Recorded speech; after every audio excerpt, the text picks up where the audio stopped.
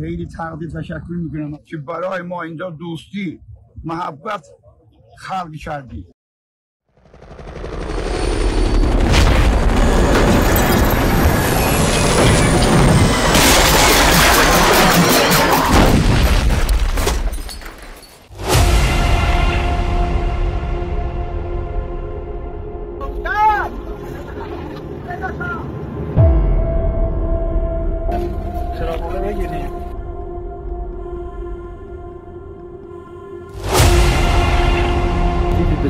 از لحظه اولیه با استفاده از تمامی تجهیزات و امکانات موجود در منطقه عمومی برزگان حضور پیدا کردند.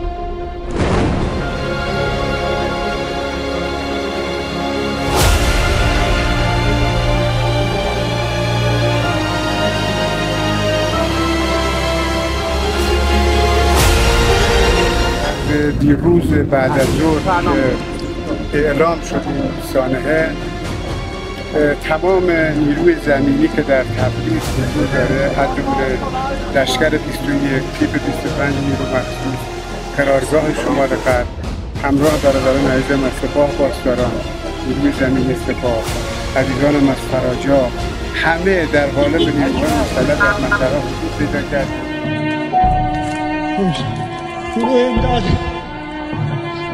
ایوه یا حسین، یا حسین، یا حسین.